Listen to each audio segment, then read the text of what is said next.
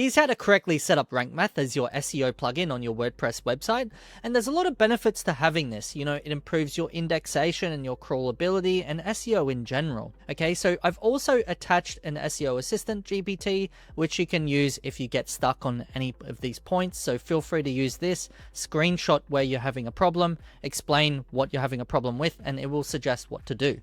Let's get into the WordPress website. Let's then assume you've installed Rank Math already, and then proceed to this next step of going to the setup wizard. Okay, so if you just installed the plugin, you should already see setup wizard, kind of like this, right? And so what you want to do is set advanced, and then click start wizard, and then from here you want to set up all this stuff here. So this doesn't really affect your SEO dramatically, just how Rank Math approaches or treats your website with its behavior in terms of schema templates and things like that. So in this case, this business generates leads. They're not an e-commerce store, so I wouldn't put web shop. I would probably do a small business website or other business website. That's totally okay.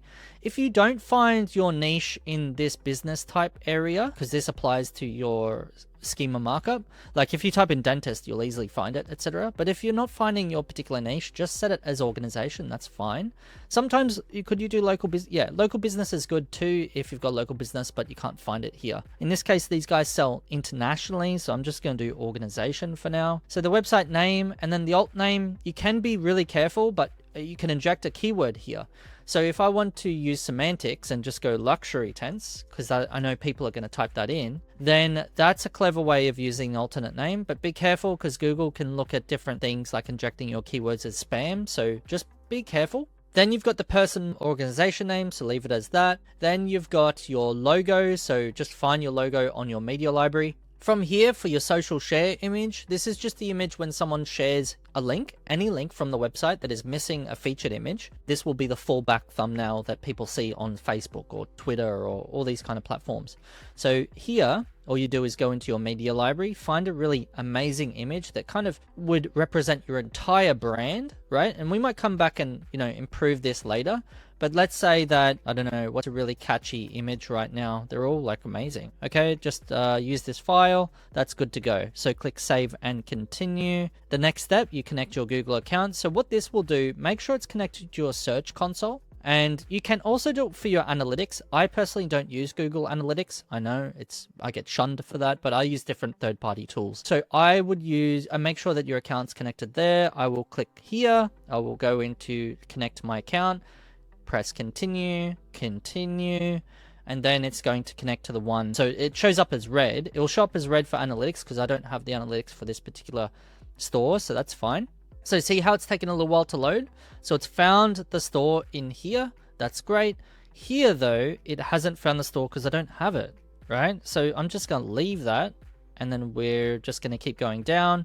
Okay, everything else is good. I don't want email reports. Save and continue, keep going. So sitemaps. So sitemaps is really important. You want to keep most on by default. Everything here looks fine. If you're not going to have categories, then you can switch that off because you might not eventually have them in your sitemap. Categories are just for your blog. Posts are blog posts. Pages are web pages, things you sell stuff on normally. Projects, normally I don't have that. I don't have projects at all, so I would just turn those off. But the rest is good, and I include images in there because I've got my own branded images of like the tents that I sell. So in that case, you'd want to make sure that it's in Schema so it shows up on Google Images. Pretty cool. Okay, scroll down. If you are a news outlet and you've applied to Google News, so that's a whole different ballgame, and you're particularly a publisher, then you might want to switch this on.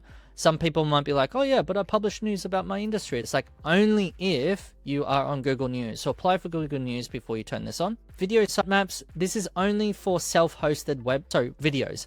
So if you're embedding a YouTube video, don't bother. Don't turn this on, right? Because YouTube already has a direct connection to Discovery or Google Discover. Your YouTube videos will be found, right? It's only if you've got your own internal videos you've uploaded to the server. Okay, let's go save and continue. Everything looks good. This will just basically say no index anything that's really a thin page or an empty category page or tag archive. Let's say you accidentally create some of these, like you accidentally create empty categories with nothing on it. Then it'll no index them just to save your SEO so you're not like getting penalized. So that's a good thing to have. Keep this off. This is fine. You don't want to no follow external links because it looks very unnatural. A lot of people think that, oh no, I'll no follow every link I move outside of my website, but it looks super shady that you're protecting all your external links, and it looks like you're trying to game the system instead of being natural. So keep this off. Open external links in new tab. That's fine. That's good to have, because of course you wouldn't want people to like just abandon your website and go somewhere else. You want them to at least have the tab open with your website still when they click a link. Save and continue. This is fine. Now for the advanced setup, click setup advanced options. We will then turn off role manager. Unless you've got a big team, like a big SEO team, and you've got a whole vetting process, turn this off. You don't need it. Go save and continue. 404 monitor, make sure this is on. Make sure this is on. You're going to need these so that you understand. This will tell you basically when someone goes to a web page on your website and there's nothing on there, or it goes to a dead link, this will tell you what link they approached on and how many hits it had, so that you can set up redirects correctly or properly in a timely manner. Redirections, that's kind of a given. You set up redirections there. Go save and continue. And then schema markup. So schema markup, normally for your posts, you want to select blog post probably. So unless you're like in this case, right? If all you did was writing recipes on your website, then select recipes. Sometimes it's set to article, like by default, and I didn't want that. Here's what I want.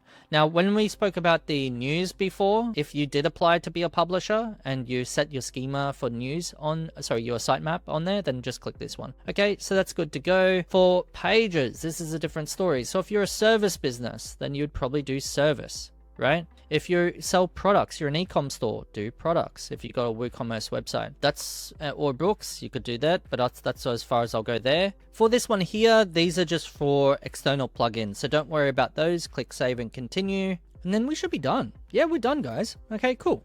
All right, so then what I like to do is I'll scroll through anything here to see if anything's off. Make sure image SEO is turned on. I turn off analytics because I don't want to see it.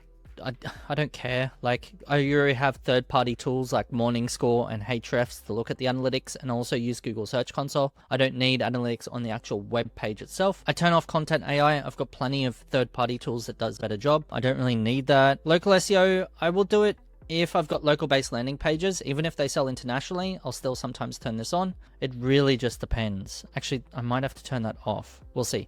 I'll have to come back through here later. If you've got a podcast and you've got podcast pages and you're with Google Podcasts and all this kind of stuff, then maybe you want to do that. What else? And SEO Analyzer, I don't think you need that.